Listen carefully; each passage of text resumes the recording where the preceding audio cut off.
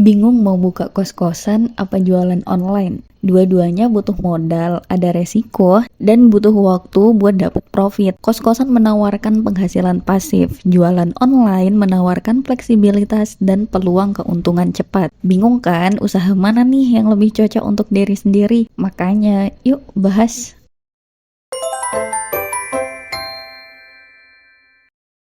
Pertama, mari kita kenalan dulu dengan dua bisnis ini.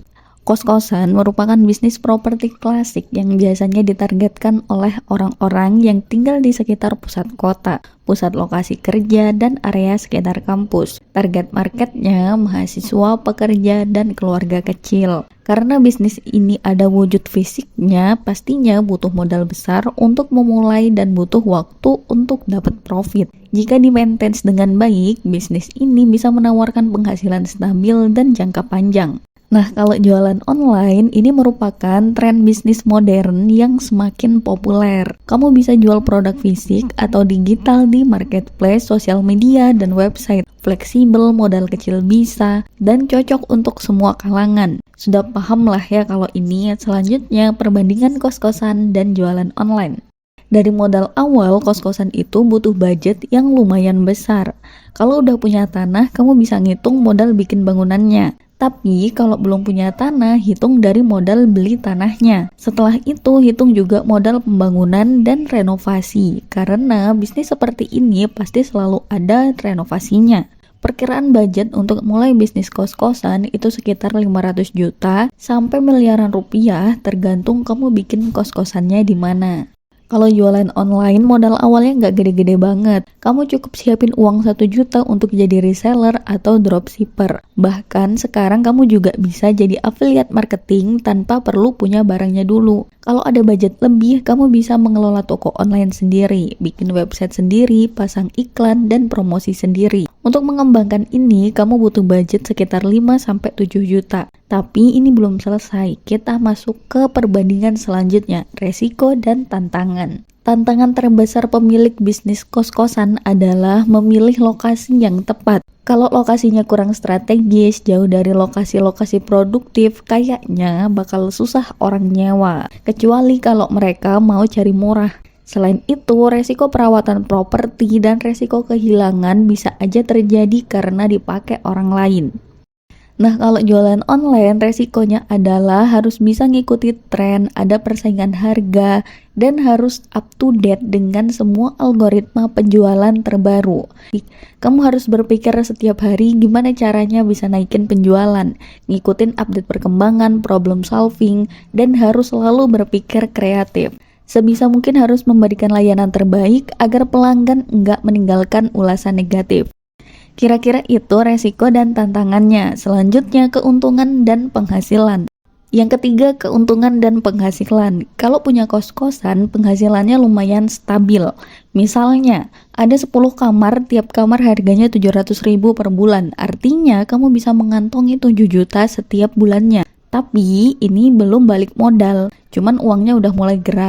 Nah, kalau jualan online, kalau jualanmu laris, potensi keuanganmu bisa lebih cepat muter.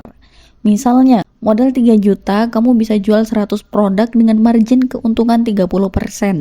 Artinya, dalam 1 bulan, kamu bisa dapat sekitar 3 juta sampai 10 juta tergantung gimana strategi jualanmu.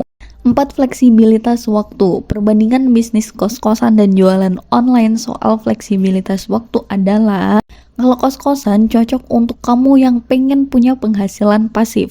Setelah semua sistemnya terkelola dengan baik, tugas selanjutnya tinggal memantau dan merawat aja.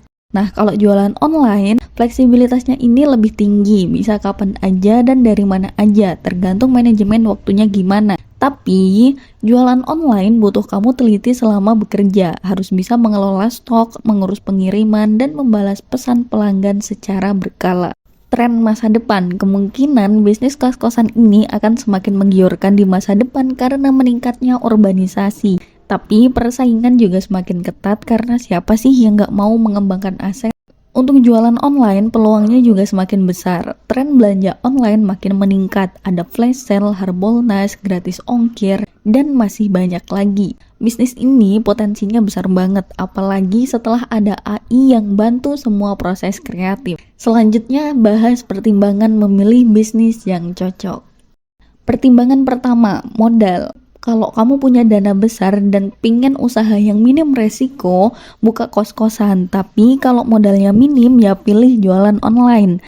Yang kedua, keahlian. Dari sisi keahlian, ngurus kos-kosan nggak butuh keahlian apapun. Kamu cukup mempelajari bagaimana manajemen sederhana, pengelolaan uang, dan menegakkan aturan yang aman.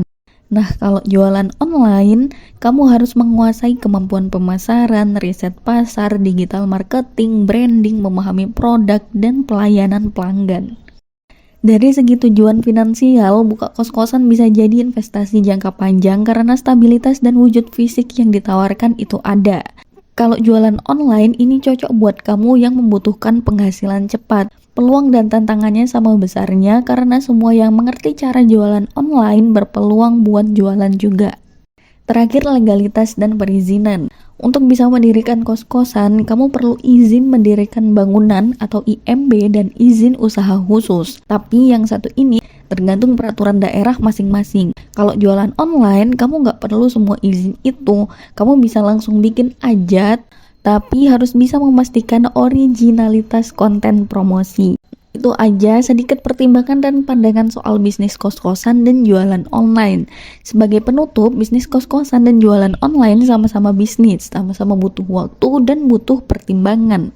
Dilihat dari segi keuntungan, kos-kosan dan jualan online ini sama-sama menjanjikan. Kalau punya modal banyak, punya lahan, dan berada di lokasi strategis, bisnis kos-kosan layak dicoba. Atau seandainya minim modal dan belum berani berinvestasi di properti, coba jualan online dulu sambil nyimpen modal untuk bisnis kos-kosan. Ya, apapun itu, semoga lancar.